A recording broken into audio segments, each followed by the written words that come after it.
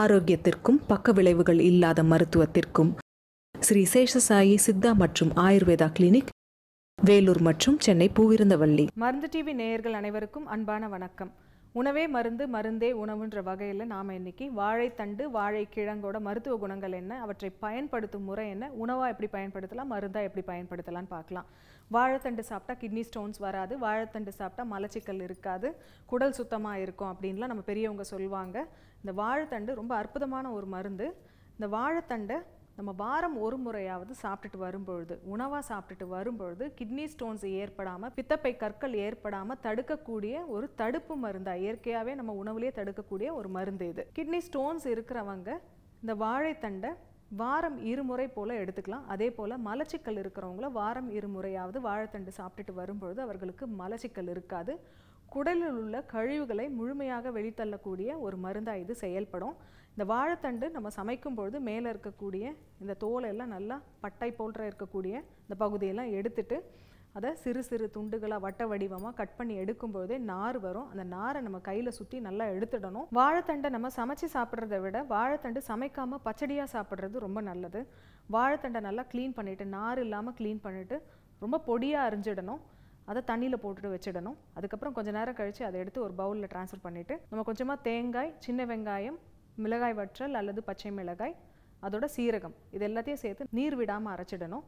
அந்த பொடியை இந்த வாழைத்தண்டோடு சேர்த்து நல்லா மிக்ஸ் பண்ணி விட்டுடணும். கை வச்சே கூட நம்ம பிசைஞ்சு விடலாம். நல்லா கொஞ்சமாக உப்பு சேர்த்து அதை நல்லா கலக்கி விட்டுட்டு அதோட தயிர் கொஞ்சம் மிக்ஸ் பண்ணிட்டோம்னா வாழைத்தண்டு பச்சடி ரெடி. வேணும்னா நம்ம தாளிப்புக்காக கடுகு, பெருங்காயம் மற்றும் கருவேப்பிலை யூஸ் பண்ணிக்கலாம். இந்த மாதிரி நம்ம சாப்பிட்டுட்டு வரும்பொழுது வயிற்றில் உள்ள புண்கள் ஆறும், சிறுநீர் பெருக்கியாக செயல்படும் இது. அதே போல் மலமிளக்கியாகவும் செயல்படும். கான்ஸ்டிபேஷன் இருக்கிறவங்க வீக்லி ட்வைஸ் எடுத்துக்கும் பொழுது அவர்களுக்கு மலச்சிக்கல் இல்லாமல் பார்த்துக்கும். நம்ம வாழை மரத்தை வெட்டினோம்னா அடிப்பகுதியில் கிழங்கு இருக்கும். அந்த வாழை கிழங்குல நீர் ஊறும்.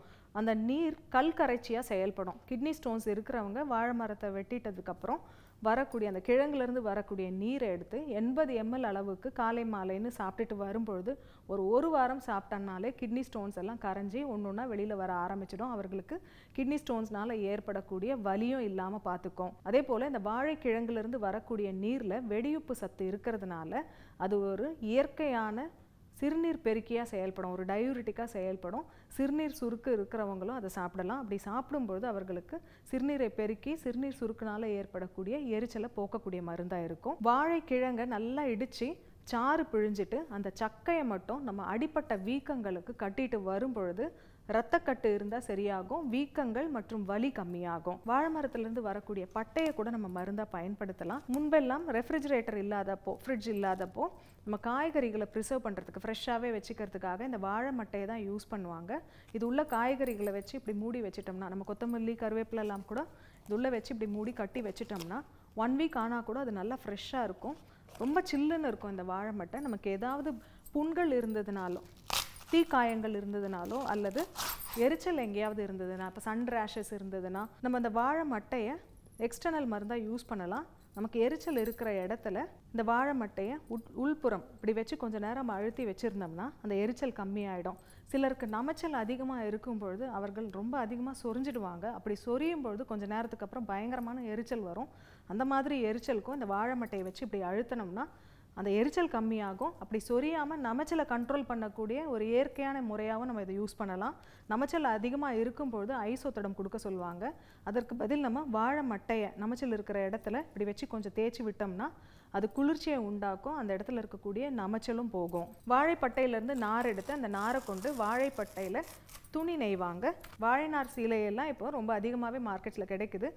இதோட பண்பு என்னன்னு பார்த்தோம்னா நல்ல உடம்புக்கு குளிர்ச்சி தரக்கூடிய ஒரு துணியாக இருக்கும். அது நம்ம சிந்தட்டிக் ஃபைபர்ஸ் யூசேஜ் எல்லாம் கொஞ்சம் கம்மி பண்ணிட்டு இந்த மாதிரி இயற்கையாக வரக்கூடிய வாழை நார் பட்டு, வாழை நார்லேருந்து வரக்கூடிய வேஷ்டி, இது போன்ற துணிகளை நம்ம அணிஞ்சிட்டு வரும்பொழுது நமக்கு உடல் குளிர்ச்சி உண்டாகும்.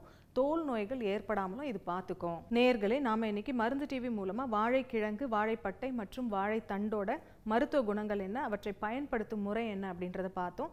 மேலும் இது போன்ற குறிப்புகளை தெரிந்து கொள்ள மருந்து டிவியை தொடர்ந்து பாருங்கள். நன்றி, வணக்கம்.